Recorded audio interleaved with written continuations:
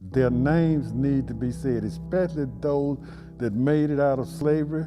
Black history is generally not known. In the slave census, I'm gonna go to the slave index by this. In the slave census, our people were listed as this. And I mean, when you come up to 1866 or before, after that, 1866, after slavery, you can get names. You can get names, at least of the adult males anyway, and that they had a family. But and in 1870, you can get the names of the family members. But before then, and you're trying to look up your people, generally all you can get, 90% of all you can get is just the slave owner's name. Now, what the slave census will have, 1860 and 1850 is male, female, black, mulatto,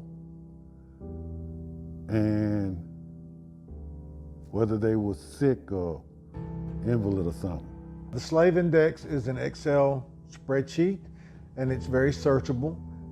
If someone comes in and they know the name of the plantation owner or the slave that they are looking for, we can go into this slave index, and hopefully it will sort and give us the names that we're looking for.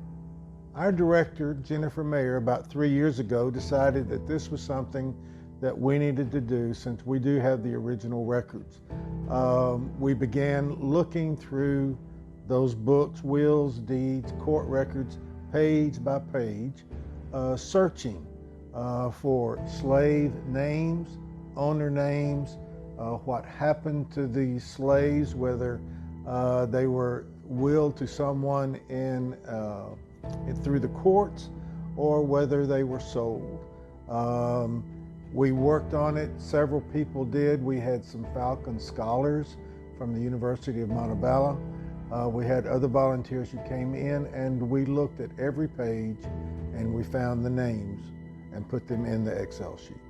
Most of the time, the records were written, of course, prior to 1865, and they are strictly that, court records. It's cursive handwriting for the majority. Sometimes there's good, sometimes there's poor. But we have learned how to read them, we can decipher them, but it is the legal transaction of the court. When you can find your people, like I did, in a will or in any document, you have hit the mother lode.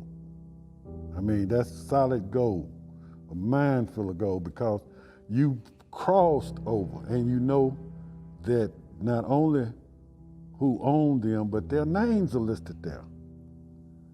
That's the mother lode. That's about the best you can do. Now, in 1880 is very important.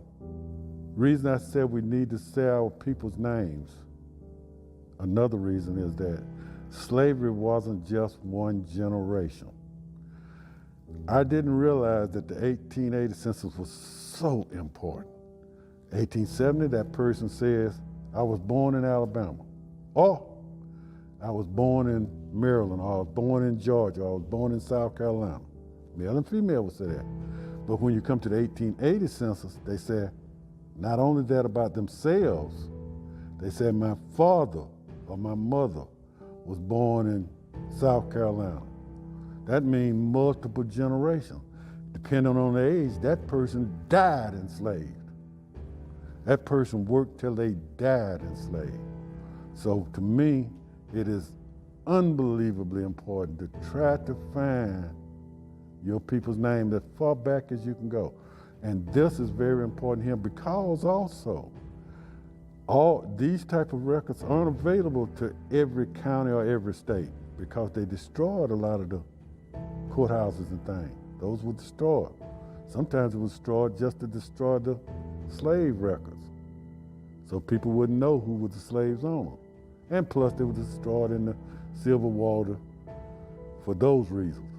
The index involves looking in will books, deeds, estate records, also probate court records. we are very fortunate here that we have the original documents. And so we glean that information from those sources. If you would like us to look up that information, we can also research that information here, and we can email you the information, or you're welcome to come in to our museum and look up the information personally. If you find out your ancestors you look at the census, you're staying in whatever, and you're researching your ancestors, and you put down much information as you can, and you find out they came from Alabama. Then you researched it more and you find out they came from Shelby County. Or if you're already here in Shelby County, you realize that your heritage is from here. I was able to give some people their heritage because of that, what was right down there. One of the oldest slaves, or the last generation of slaves, that died in the early 1930s. One of them was named Newt Threet. He was the father of all the Threets that remained in Harpersville. And even though there was a large plantation of them, all of his descendants were the ones that remained. He was on the Threet paperwork. Now I knew he was a Threet and that he would be in, but it showed him there and showed some of his children and stuff that he was having there. And that was important to them. They got to see his name listed in the slate as a slave, not just a list of slaves. We as blacks, we should stay in contact with each other and ancestry, anything we can do, and especially here in this state and in this county, to look up our ancestors. The reason being,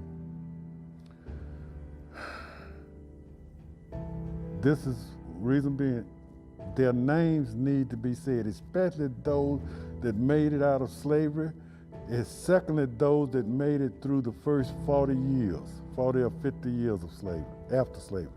If they made it out, we as our people need to know their name, because the life